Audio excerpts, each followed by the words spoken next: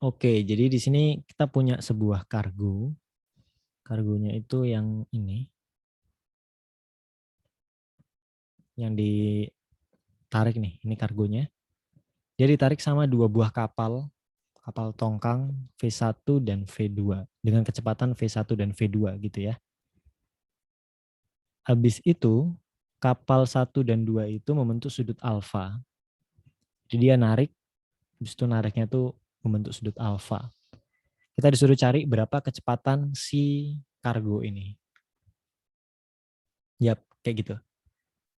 Jadi kesalahan utama ketika mengerjakan soal ini adalah kalian menulis persamaan ini. Kecepatan dari kargonya itu sama dengan V1 ditambah V2 secara vektor. Itu salah. Ya bukan kayak gitu ya. Nggak boleh kayak gitu. Ya. Jadi bukan seperti itu. Tapi yang benar itu adalah tiap tiap benda di sini punya kecepatan tertentu dan arahnya tertentu.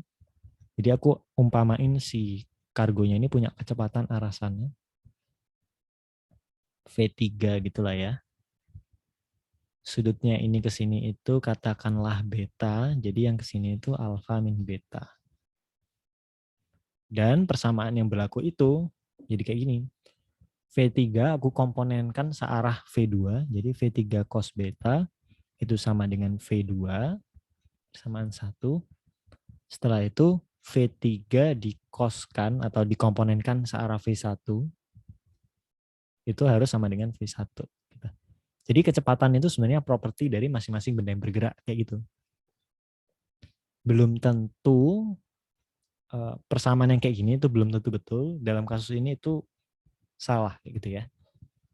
Jadi yang lebih perspektif yang lebih benar itu kalau misalnya dua benda dihubungkan dengan tali yang tidak mulur, mungkin akan lebih intuitif kayak gini. Misal kita punya ini V1, V2, V3 gitu ya. Itu cukup logis kita bilang kayak gitu.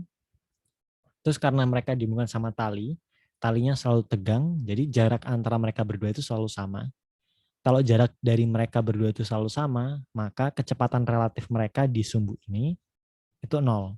Nah, kecepatan relatif kedua kapal ini di sumbu ini itu kan V2 dikurangi V3 cos beta ya. Itu sama dengan 0. Habis itu kecepatan relatif antara kapal ini dan kargo ini di sumbu ini itu kan V1 min V3 cos alpha min beta sama dengan 0. Kayak gitu. Ya sama aja sih sama ini sebenarnya. Kayak gitu ya. Jadi ya lebih intuitif penjelasan yang ini aja. Yang ini dihapus aja. Itu lebih ke insting atau tebak-tebakan juga sih. Oke, jadi kita punya dua persamaan dan dua variabel yang nggak kita ketahui, yaitu V3 dan beta. Jadi secara teori kita bisa cari nilai V3 dan betanya. Caranya gimana? V3-nya aku ganti dengan V2 per cos beta. Jadi V1 sama dengan V3-nya aku ganti dengan V2 per cos beta.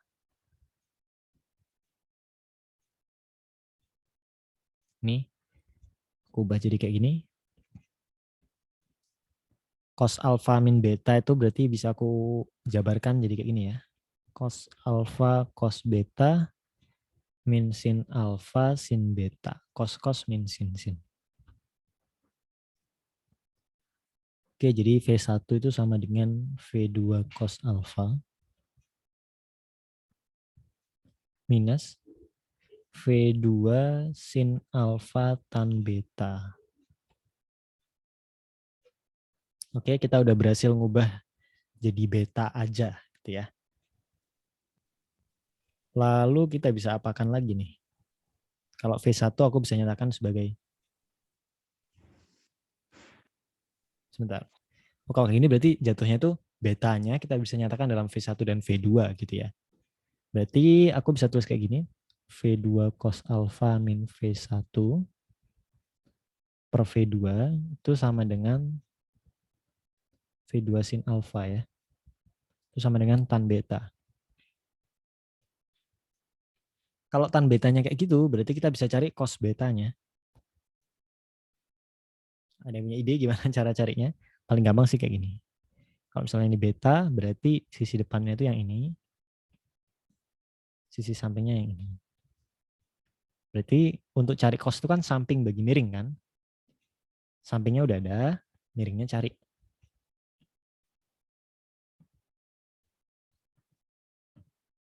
Gimana cara cari miringnya? Ya Pitagoras.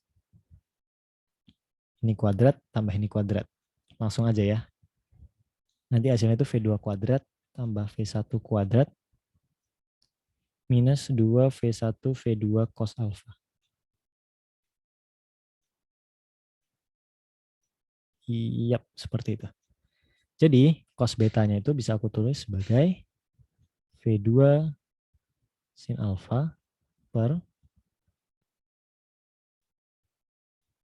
V2 kuadrat tambah V1 kuadrat min 2V1 V2 cos alfa. Sehingga tadi aku bisa ganti V3 itu dengan V2 per cos beta. Jadi V3 itu sama dengan V2 per ini gitu ya.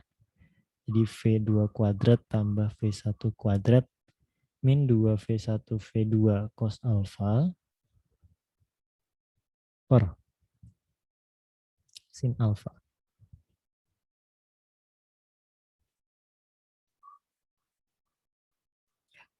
Betul, kayak gitu.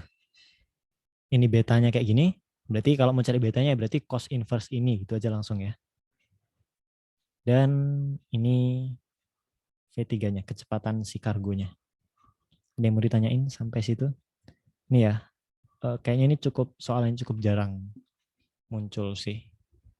Tapi idenya aku rasa penting, jadi aku munculkan di latihan ini.